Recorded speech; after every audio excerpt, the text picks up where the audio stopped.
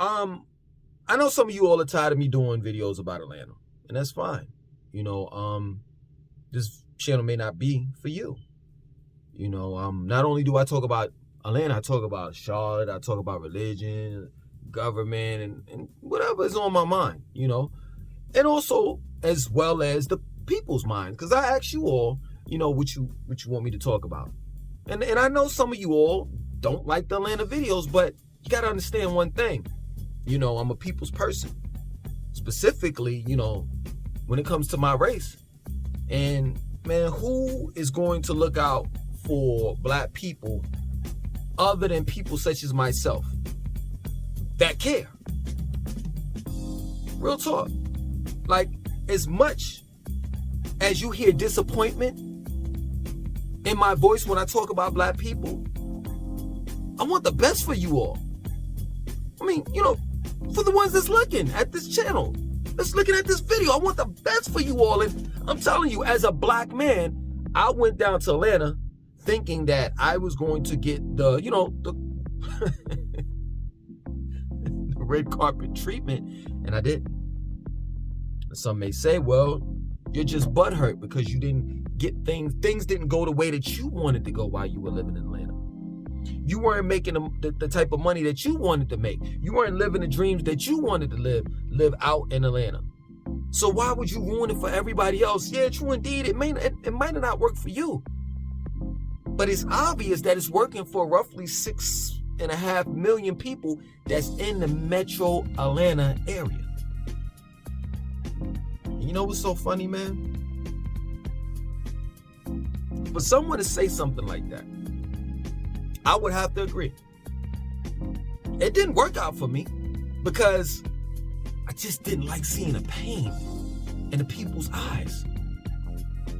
Here, this is how they sell you on it. You know what I'm saying? Atlanta, that is. Here we are, minding our business in, the good old United States of America. You may live in Idaho or Wyoming or Texas or New York or wherever. As a black person, as a minority. And, in your city or town, things are not going but so great in your city and town. You want, to just live freely. You just want to be black. That's it. You want to be who you were naturally born to be. And then you hear about this city, which is, rightfully so, I'm straight up factually so, is the blackest city in the United States of America. You hear all of these good things about Atlanta. You know what I'm saying? How black people down there being successful, how black people got these big businesses and they're entrepreneurs, and they run the city of Atlanta. They're city officials and the likes. And then you start hearing about the parties and the clubs, and how there's an overabundance of women down there. The ratio is 16 or 20 to every 16 to 20 women is one man. You get hype, you go down there. Well, I want to end that.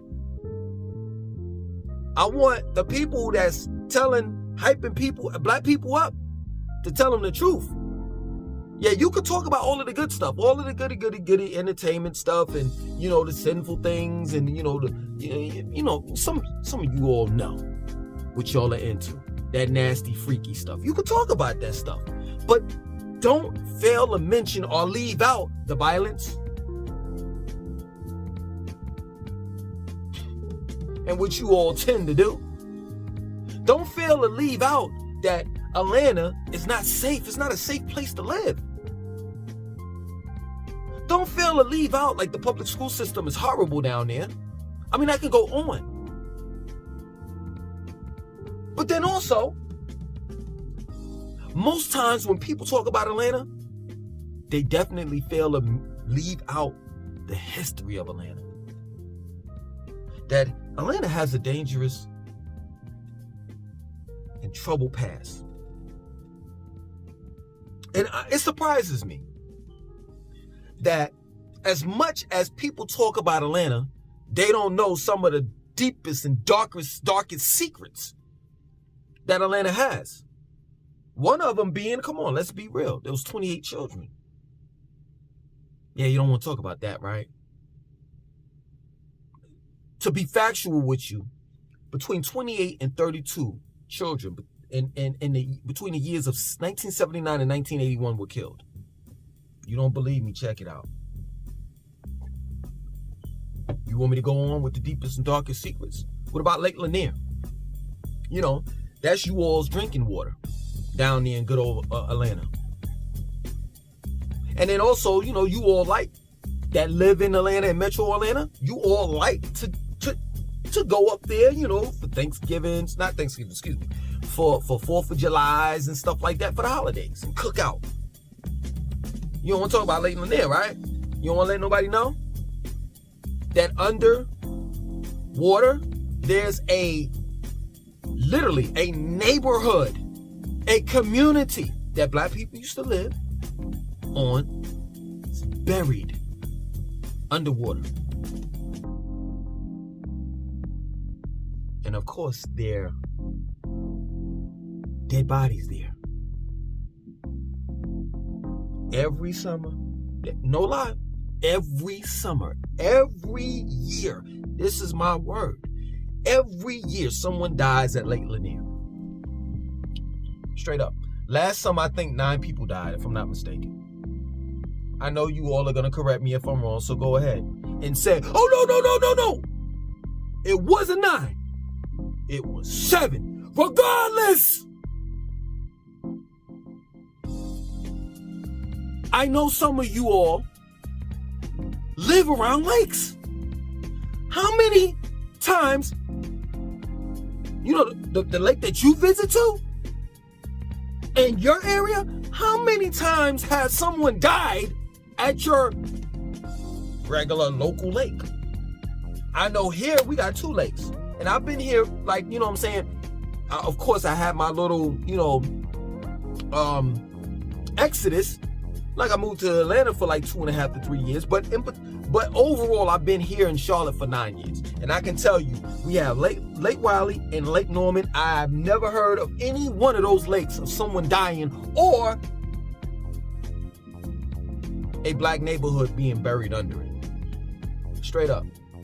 And I know what you're going to say. You're going to say, well, that's nothing new. You know, you got New York, the place that you were born in. You know, you got Seneca Village, you know, and now it's Central Park. But let me get you to understand this. This is the reason why I'm on Atlanta's neck like that.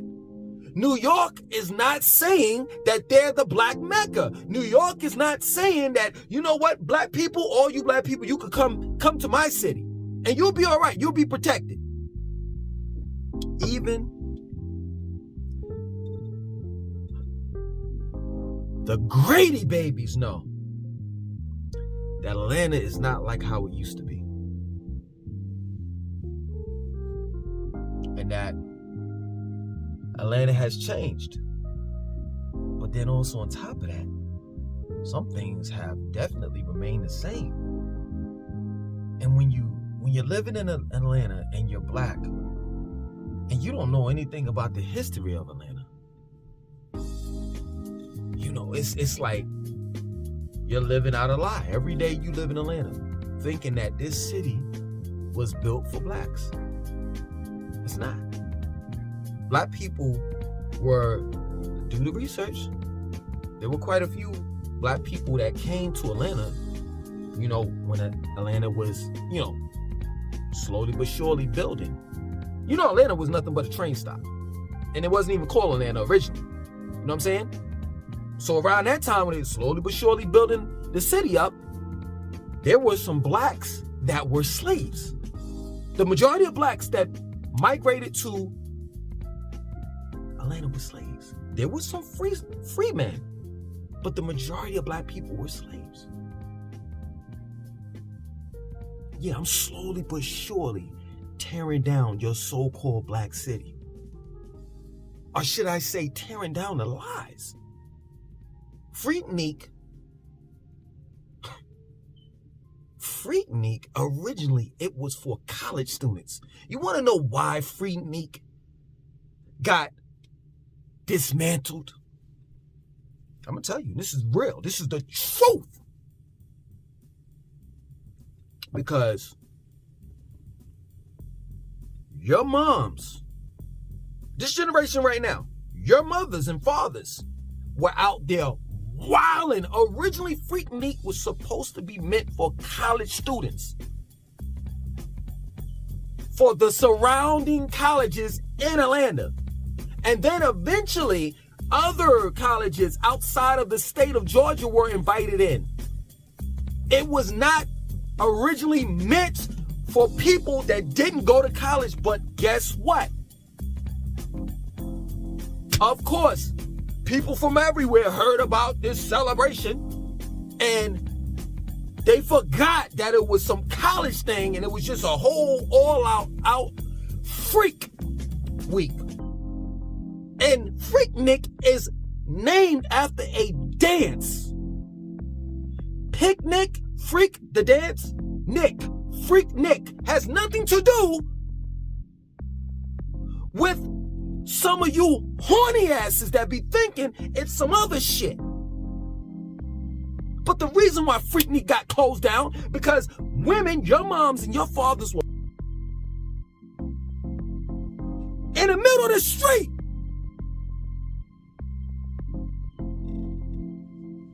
Chicks were twerking on top of cars, performing fellatio inside of the car while men are driving down the street. Well, yeah, man, everybody got stories of Freaknik. Everybody. Because that's eventually that's what it led up to. Everybody coming. And then the mayor had to just shut the whole damn thing down, because that's what it turned into, a big ass cesspool where women and men were having sex in the middle of the goddamn streets and sucking blowjobs, all types of stuff. But this is not new behavior in Atlanta, or new behavior when it comes to black people. You know how many, man, you know how many events I've been to, black events that is, where I've seen such behavior. Literally, women giving men fellatio. That ain't nothing new. Whenever you go to a black event, wherever there's a little corner area where nobody can't see you, you best believe somebody's getting fellatio over there.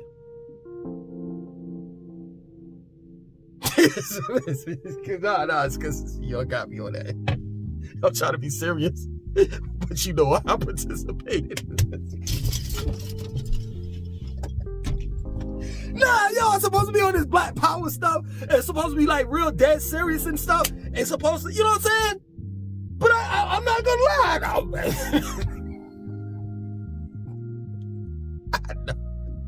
I know about Atlanta and Beach Week and all that stuff, because I have participated in it too.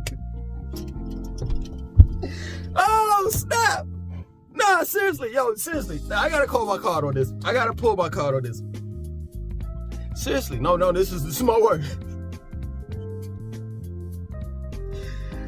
Yo, you have children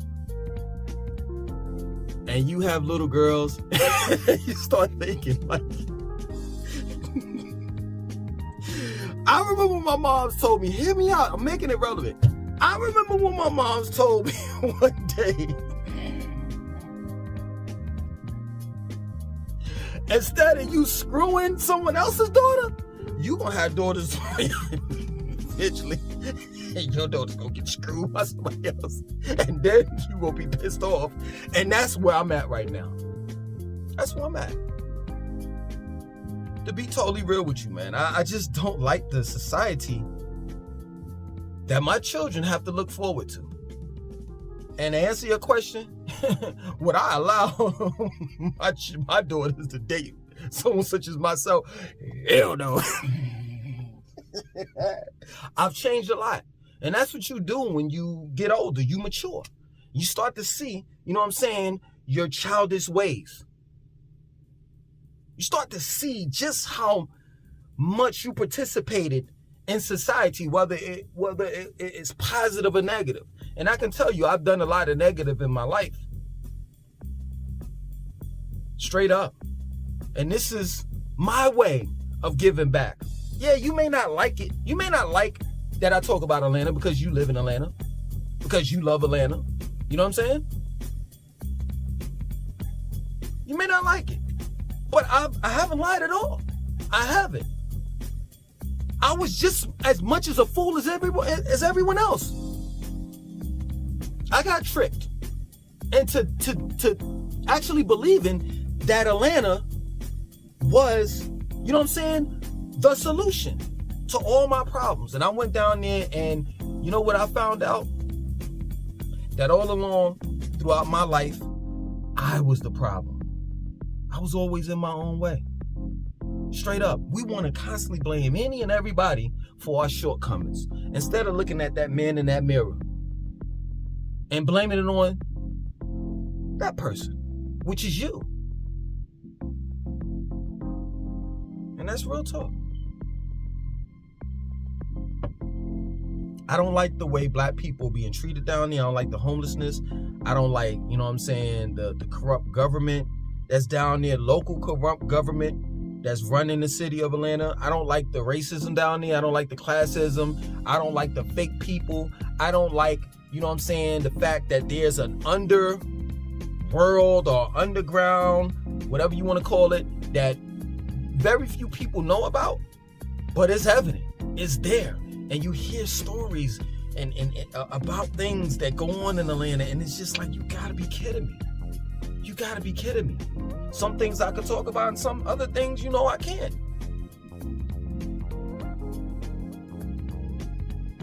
But it's just, it is what it is, you know. Black people, I'm gonna say this over and over again. Black people, when you listen to black people and they talk about Atlanta, you would think that it was Wakanda. You would think it was Wakanda forever. Straight up. Like, and then I'm gonna end it. I just caught a goddamn epiphany. I just caught an epiphany.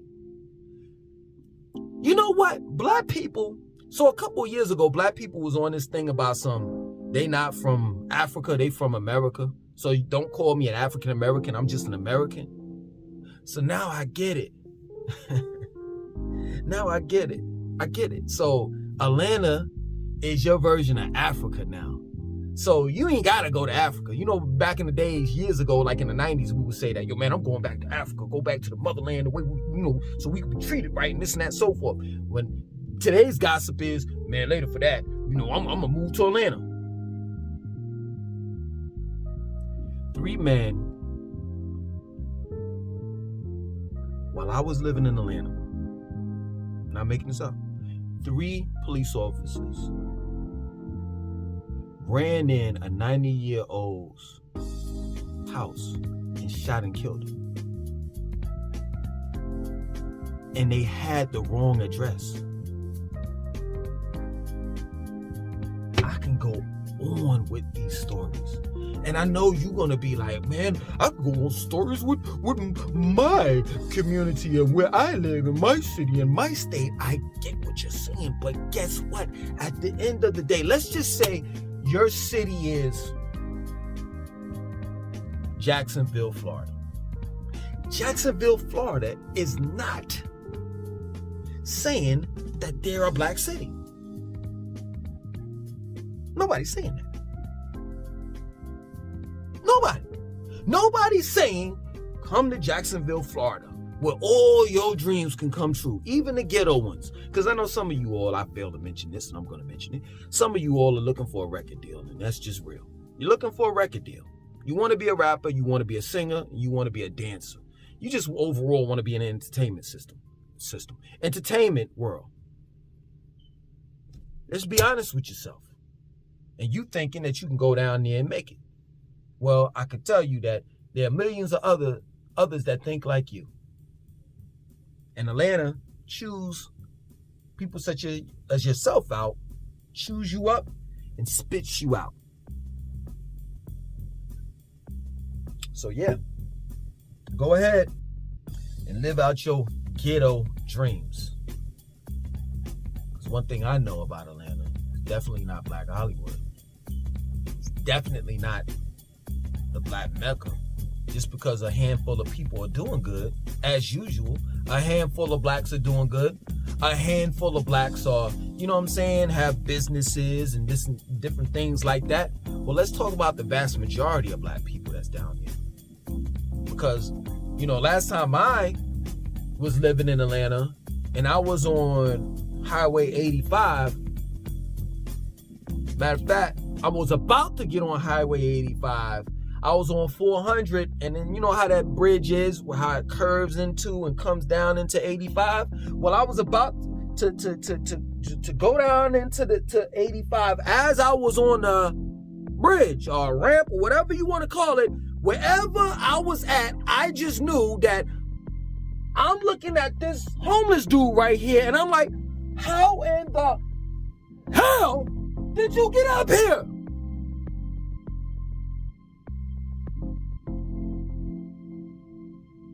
If you all didn't know,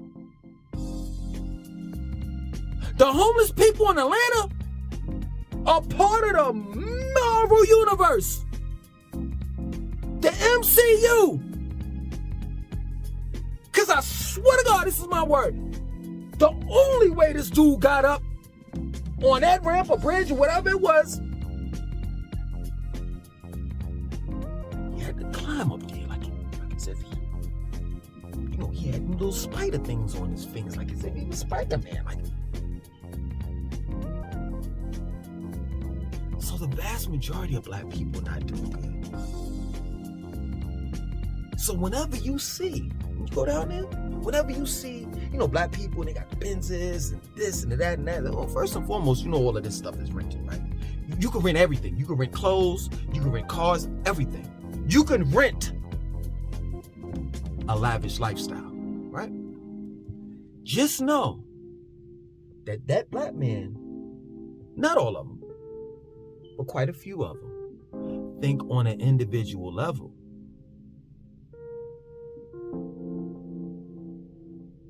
And I think more so on as a collective.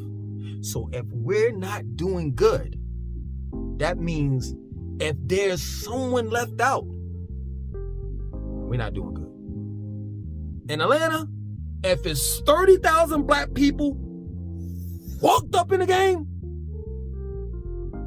and it's 3 black people that's able to have brunch at Maggiano's in Buckhead, they won't be thinking about those 30,000 black people that's messed up in the game. It's that plain and simple. Because they don't think as a collective. They think as most black people do nowadays. This is the reason why. This is the main reason why we can't get it together. This is the main reason why we're disunified. Because we think on an individual level.